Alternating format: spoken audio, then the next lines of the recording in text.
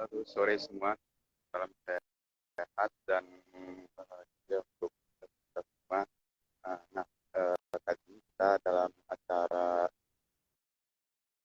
belanja spesial dengan tema Female dalam dunia berusaha dan juga industri pertanian.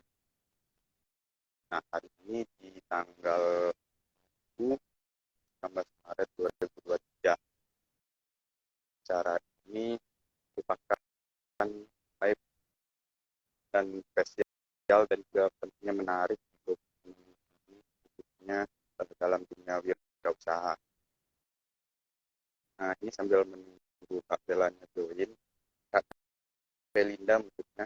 Nah, ini caranya juga eh, tentunya banyak pelajaran yang bisa diambil dari cara ini dan juga belajar bersama-sama dalam dunia wirausaha. Mungkin menarik karena kalau banyak informasi terkait dengan entrepreneur dan wirausaha lain.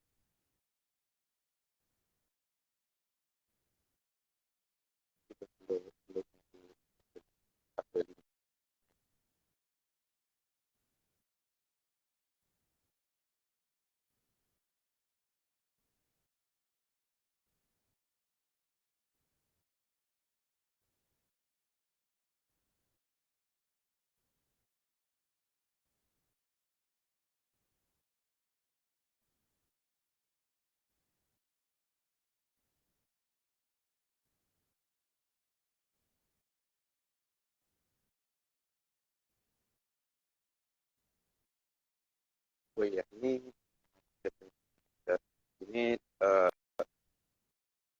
terkait juga dengan bulan tahun belanja sosial di tanggal 15 Maret yang lalu dan juga acara ini untuk didedikasikan eh, pada hari 8 Maret yang lalu itu sebagai hari perempuan internasional dan tentunya acara ini juga relate dengan tema yang saat diberikan.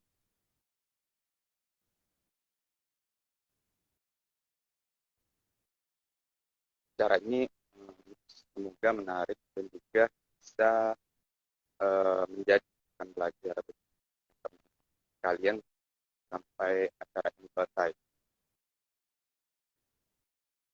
Ya,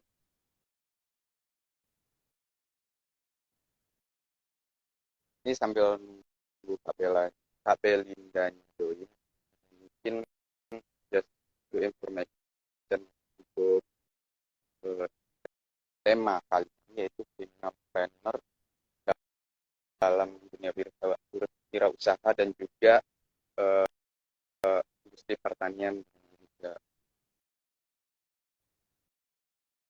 Mungkin kita langsung saja tanpa menunggu panjang lebar lagi, aku ngejelasin mengundang KPU dan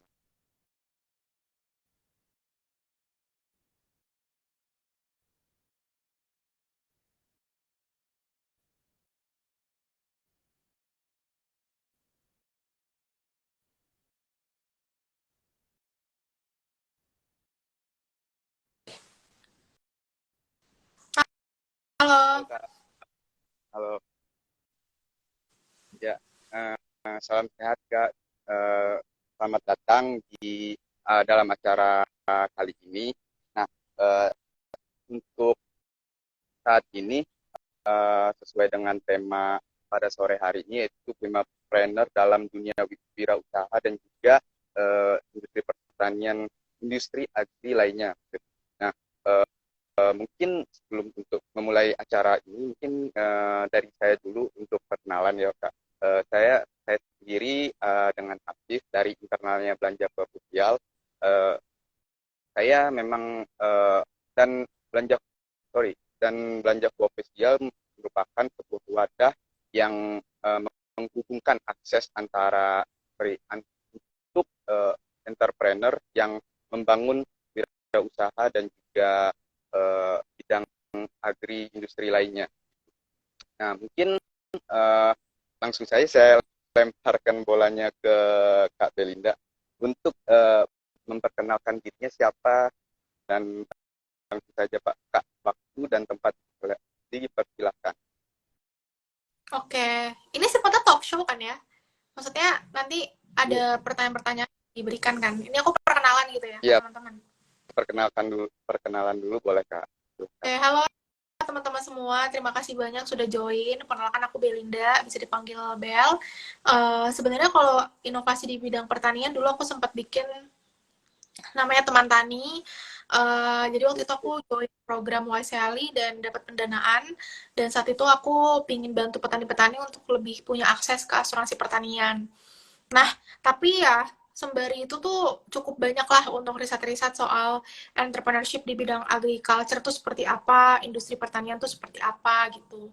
Mungkin perkenalan lainnya, sekarang aku kerja di Philip Morris sebagai commercial management trainee, tapi hopefully kita bisa ngobrol banyak lah soal entrepreneurship khususnya di bidang pertanian sore ini tuh seperti apa gitu. Terima kasih Kak. Luar biasa sih, sangat menginspirasi, dan Kak Belinda seperti yang hebat dan pengalamannya juga banyak. Mungkin di sini saya akan bacakan dulu rules-nya. Nanti ketika apabila ada pertanyaan yang ingin dipertanyakan, langsung saja tulis di kolom chat atau komentar. Nanti akan dibacakan satu persatu. Tapi untuk uh, untuk sesinya ada dua, maksimal itu satu sesi tiga pertanyaan lah. Nah, untuk sekarang mungkin bisa lanjut saja ke inti inti acaranya. Dan saya langsung mungkin boleh langsung bertanya ya Kak tentang Boleh, pembahasannya. Baik.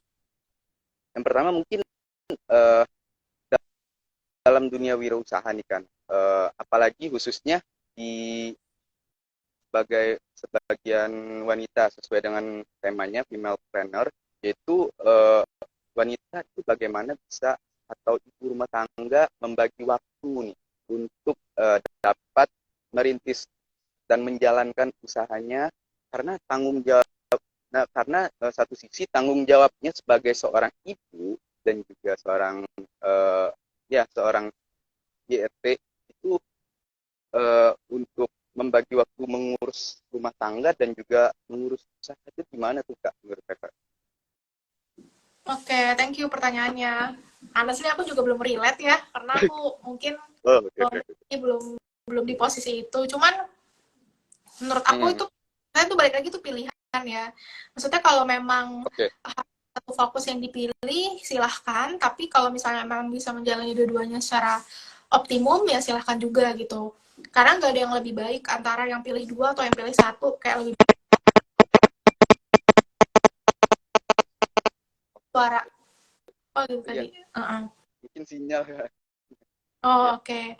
Gitu oke sih. Kak. Aku nggak ada yang lebih baik di antara pilih satu atau pilih dua. Tapi menurut aku kalau misalnya numpung masih muda, terus fleksibilitasnya tuh masih Oke. ada, eh, lebih baik untuk bisa mengaktualisasikan energi yang kita punya ke hal-hal yang mungkin kita udah terbatas akan melakukan hal tersebut ketika nanti kita udah lebih tua atau lebih udah punya banyak tanggung jawab gitu.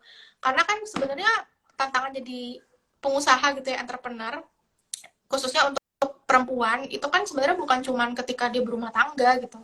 Itu juga dari sisi substansinya, kayak bisnis apa yang oke, cara bangun networknya gimana, tantangan-tantangan umum seperti itu pun juga dihadapin sama femalepreneur sih menurut aku. Jadi kalau ngomongin soal gimana cara bagi waktu dan memprioritisasi, pasti semua perempuan punya caranya masing-masing.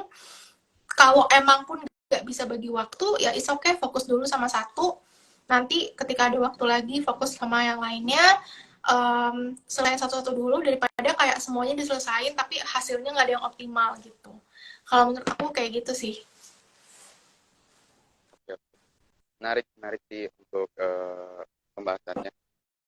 Mungkin memang seperti yang Kak Belinda tadi, menjadi suatu tantangan ya. Memang saya juga aku juga setuju untuk itu karena dalam membangun dunia wirausaha juga pasti ada apa suka dukanya juga ya Kak. Gitu. Jadi jadi ya memang banyak juga untuk menjawab tantangan itu ya butuh perjuangan yang sangat sangat apa effort yang sangat ya kalau bisa dibilang harus lebih lah gitu dari yang biasa gitu ya Kak. Betul. Oke. Nah, mungkin next untuk pertanyaan selanjutnya nih Kak.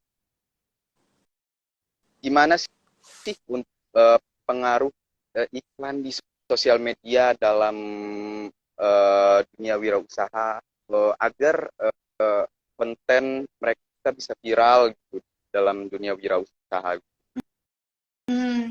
Menurut aku, sosial media sekarang jadi salah satu akselerator baru ya buat bisnis gitu. Karena Yep. Even kayak viral sekali, viral 2 kali, itu bisa bikin atau ngedoubling orang-orang yang bisa beli produk atau barang atau jasa kita. Cuman aku sih mungkin mikirnya secara jangka panjang, sosial media itu sarana untuk membangun brand equity sih. Jadi kalau misalnya viral doang, tapi secara jangka panjang orang nggak ingat sama produk kita kan percuma juga ya.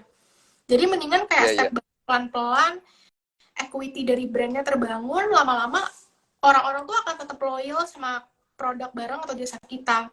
Jadi kalau menurut aku, mengutilisasi sosial media itu gak cuman untuk bikin short term succeed dengan viral, tapi juga bangun brand equity secara bertahap ya, small step gitu, supaya secara jangka panjang produk barang atau jasa kita tuh tetap menjadi top of mind di masyarakat. Menurut aku seperti itu sih, karena gampangnya gini, kayak sekarang orang bikin bisnis kayak channelnya cuma TikTok live aja, even profit dia itu udah melebihi bisnis-bisnis yang udah bertahun-tahun berdiri, punya offline store. Dari segi profit ya itu mungkin fenomena baru juga ya, kayak cuman punya TikTok shop tapi pendapatannya luar biasa. Menurut aku kalau emang berbisnis tujuannya untuk gain cuan sebanyak mungkin, ya jadi bisa tahu ya tren sekarang tuh apa nih yang lagi booming dan cara apa yang paling low cost untuk dapetin profit yang maksimal. Tapi kalau emang mau membangun konglomerasi bisnis, nggak cuma via online platform, tapi offline juga, ya mungkin gimana caranya profit dari yang online itu jadiin modal lagi untuk bisnis baru. Terus bisnis baru dapat untung, jadiin lagi buat bisnis baru lagi. Kalau memang mau bikin konglomerasi bisnis. Menurut aku gitu sih, kalau ngomongin soal social media. Setuju sih Kak. Dan juga mungkin sekarang perbedaannya di sosial media dengan yang nggak sosial media, mungkin cara berjualannya juga beda ya Kak. Mungkin misalkan nih kan berjualan untuk yang mahasiswa nih misalkan kan, mahasiswa mungkin cara berjualan yang dulunya sering masuk ke kelas satu kelas ke kelas lain untuk mempromosikan produknya begitu ya Kak. Tapi dengan sosial media sekarang udah nggak perlu kayak gitu lagi mungkin nggak ya?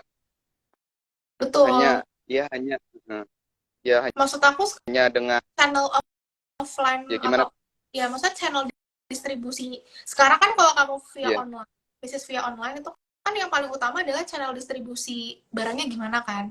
Dan sekarang juga banyak banget orang-orang yang bikin bisnis even in terms of distribution service gitu. Kalau kamu tahu, baru-baru ini ada berita Gudang Ada itu lagi cari teman merger gitu, karena mereka butuh suntikan dana yang lebih lagi untuk bangun ekosistem distribusi mereka, untuk availability gudang-gudang beberapa titik. Menurut aku sekarang even karena sekarang semua orang online dan distribution service itu jadi salah satu rantai pasok yang penting untuk menopang online business ini, banyak juga orang yang even mereka bikin bisnis di distribution services, tapi ya balik lagi gitu. Maksudnya untuk membangun bisnis di bidang distribution service itu harus padat modal sekali. Jadi kalau aku ngelihat yang sekarang, yes, kalau online bisnis kayak gitu, yang penting distribution flow-nya lancar, tapi banyak orang juga yang nge-capture opportunity untuk bikin bisnis di distribution service itu sih, kalau menurut aku. Nah, tadi Tadi kan Kabel Linda juga sempat nyebutin distributionnya. Nah, di industri atau industri agri atau pertanian juga kan ada namanya sistem uh, agribisnis. Nah, di sistem tersebut di subsistemnya juga ada yang namanya hilirisasi, Kak. Nah, jadi di hilirisasinya ini untuk pemasaran dari produk-produk yang sudah diolah. Nah, tapi untuk memaksimalkan dan mengoptimalkan pemasarannya itu memang butuh modal ya Kak, modal yang memang nggak secara kita dibilang instan gitu untuk mendapatkannya. Nah, menurut Kakak untuk dalam dunia usaha itu modal itu yang keberapa Kak skalanya? Dari angka 1 sampai 10 mungkin atau 5? Gimana gimana, sorry, aku kurang dapat pertanyaannya. Ya mungkin nih aku ulangi lagi. Untuk modalnya dalam dunia usaha itu dari skala 1 sampai 5 mungkin itu ada di posisi poin keberapa gitu Kak, menurut Kakak untuk memulai usaha. Maksudnya level of urgency-nya. Iya betul. Kan banyak kan yang bilang ada yang modal, ada yang ketersediaan resource-nya dulu lah gitu kan, Hmm. macam-macam sih. Nah, dari keterbelengguan itu juga mungkin banyak yang masih bingung gitu kan dari modal modal dulu atau nyediain resource-nya dulu dari awal untuk memulai gitu kan. Menurut aku nomor satu sih modal. Karena untuk Oke oke. nge-hire resources, kamu bangun sistem, itu balik lagi harus ada modalnya. Modal itu kan bukan cuma uang. Pengetahuan Ya, capital, maksudnya pengetahuan kamu sebagai founder, knowledge kamu soal bisnis ini gimana, kompetitornya siapa aja, itu kan modal juga kan. mm-mm. Jadi modal yang tangible kayak uang, yes, tapi modal-modal yang intangible kayak kompetensi kamu sebagai founder, kompetensi orang-orang pendirinya seperti apa, itu juga penting sih menurut aku. Karena ya gampangnya gini lah, orang kalau pitching depan investor aja, yang paling dilihat itu kan foundernya dulu kan. Iya, Foundernya capable, foundernya kompeten nggak, foundernya punya resiliensi yang tinggi nggak, dan itu kan modal juga sebenarnya ya, iya, gitu. Jadi kalau menurut aku pasti. oke. Nomor satu ya. Eh, Mungkin kita lanjut ke pertanyaan selanjutnya ya Kak. Eh, Ini Kak, gimana nih menumbuhkan jiwa entrepreneurship di kalangan yang mungkin ya masih di sekolah atau mahasiswa, khususnya di apa di perempuan gitu Kak. Oke. Hmm, menurutku nggak semua orang bisa jadi entrepreneur. Itu Hmm, konsep. Ada orang yang nggak terlalu enjoy jadi entrepreneur. Mereka lebih pingin um, bekerja di bawah orang lain, tapi dia berani dibayar mahal gitu dengan dia bekerja di bawah orang. ya, Jadi kalau menurut aku, ya fakta itu emang ada, nggak semua orang bisa jadi entrepreneur, tapi gimana caranya kita numbuhin semangat entrepreneurship supaya at least orang tuh mau coba apakah mereka cocok atau enggak gitu ya menjadi entrepreneur khususnya di perempuan. Kalau menurut aku sih yang pertama, kalau kamu tipe orang yang suka tantangan, mungkin akan lebih mudah. Karena ya, kan kamu bikin sesuatu dari nol, kamu harus networking, kamu harus ngurus ini itu. Karena kan kalau bangun bisnis dari nol kan ribet banget ya. Maksudnya ya, hal-hal betul. yang harus kamu lewati itu banyak perintilannya gitu. Kalau orangnya suka tantangan dan mengambil risiko, mungkin akan lebih mudah ya. Karena ternyata wah banyak yang Ya, dipelajari gitu kan, curiosity-nya juga bagus. Jadi mungkin yang pertama adalah coba tumbuhin sikap berani ngambil tantangan dan bikin sesuatu dari nol. Karena satisfaction yang akan kamu dapetin ketika kamu membangun sesuatu dari nol dan itu berhasil, itu nggak ada duanya sih satisfaction itu gitu. Yang kedua adalah mungkin buat teman-teman di sini tumbuhin rasa pengen belajar juga, dan belajar itu nggak bisa cuma lewat kelas, lewat courses, lewat YouTube. Kadang kamu juga harus implementasi beneran gitu dari hasil kamu belajar lewat kelas, YouTube, courses, dan lain-lain. Lewat apa? Salah satunya adalah ya kamu bikin bikin bisnis gitu, bikin sesuatu yang trademarknya itu kamu punya 100% gitu. Gitu sih. Jadi kalau menurut aku, yang kedua, tumbuhin rasa pingin belajar, tapi bukan cuma di kelas, tapi juga praktik langsung gitu di lapangan. Gitu sih kalau menurut Oke, aku. oke, oke. Nangkep sih poinnya. Ya. Jadi memang di usaha juga harus yang banyak diterapin mungkin ya, harus unik dan memiliki value yang beda mungkin di apa di persepsi orang, sehingga produk itu bisa mudah diingat begitu ya kak. Betul. Ya mungkin lanjut ke pertanyaan selanjutnya kak. Untuk di sosial media sendiri kan juga sekarang juga lagi booming untuk eh, apa banyak menggunakan konten yang organik atau non organik. Nah, mungkin menurut kakak perbedaan antara antara konten organik dan non organik itu berpengaruh berapa persen gitu untuk produk meningkatkan pemasaran dan juga penjualan. Oke, menurut aku itu tergantung di mana kamu ngepost di sosmed mana sih. Maksudnya kalau misalnya kamu ngepost di, kan kalau sekarang kan um, conversion rate yang paling tinggi itu di TikTok kan, daripada Oh di Instagram. Jadi menurut iya, aku akan berpengaruh di mana kamu ngepost kontennya, whether itu organik atau non organik gitu. Kalau kamu bikin conversion yang paling tinggi, ya di TikTok sekarang zamannya, bukan di IG, bukan iya, di Facebook. Tapi kalau kamu lebih pingin bangun awareness, pingin bangun orang tuh tahu ini produk gue, ini visual dari produk gue, mungkin di Instagram. Tapi kalau untuk conversion mungkin di TikTok. Tapi kalau misalnya target marketnya misalnya orang-orang tua, baby boomers, Gen X, Gen Y, mungkin di Facebook. Karena lebih banyak di situ mainnya. Beda cerita kalau kamu iya, iya. ngepostin gitu kan, gak nyambung gitu kan kalau kamu posting di LinkedIn. Iya. Menurut aku berpengaruh, tapi depend sesuai dengan sosmed mana nih tempat ngepostnya gitu. Karena masing-masing sosmed tuh punya certain value proposition sih buat kita para pebisnis ketika kita bikin konten di sana tentang produk kita gitu.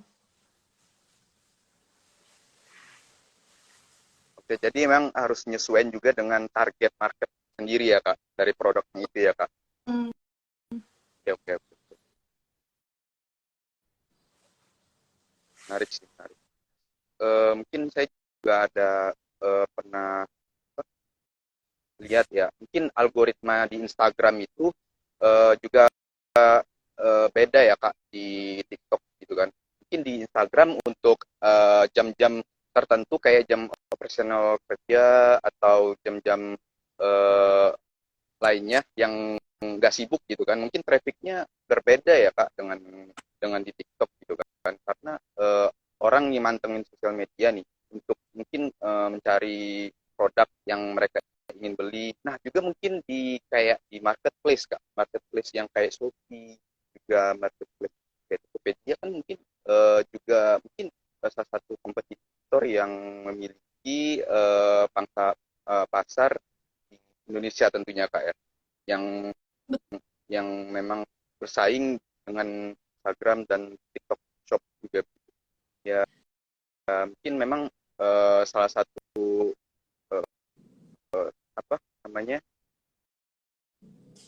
apa cara dan juga tips untuk untuk bisa untuk menang di market share antara berjualan di marketplace dengan sosial media itu gimana kak? Kan pasti beda tuh kak, dengan yang di sosial media dari TikTok yang kakak bilang tadi. Hmm, menurutku sih kalau bedanya sosmed sama e-commerce, perbedaannya kan sebenarnya sosmed Iya, itu kita untuk ngedrive orang ke akun e-commerce kita kan. Maksudnya kalau kita live iya, TikTok nih, ayo ke keranjang kuning atau ke keranjang apa, which itu pas kita pencet linknya itu masuk ke Shopee kita gitu, masuk ke Lazada kita, masuk ke Blibli kita. Jadi kalau menurut aku sih bukan beda strategi sih, cuman itu urutan funnelnya. Jadi orang tuh ke sosmed kita dulu, klik link Shopee, baru belanja di Shopee. Jadi menurut aku bukan perbedaan strategi, tapi perbedaan funnelnya aja. Supaya orang itu terhubung terhadap akun kita di Shopee, karena kan di Shopee itu banyak banget tuh akun jualan. Orang kan lihatnya Ya. dari sosmed, baru nanti pas dia pencet link di Instagram, bio Instagram, langsung ke Shopee dia kan, ke akun Shopee-nya bisa check out gitu. Jadi menurut aku pembuatan konten yang paling utama itu ya di sosial media untuk ngedrive orang mau nge-convert orang buka link itu atau pencet link itu, so finally dia buka akun Shopee dan lain-lainnya lah, e-commerce lainnya dari produk itu gitu. Kalau menurut aku gitu sih. Oke. Jadi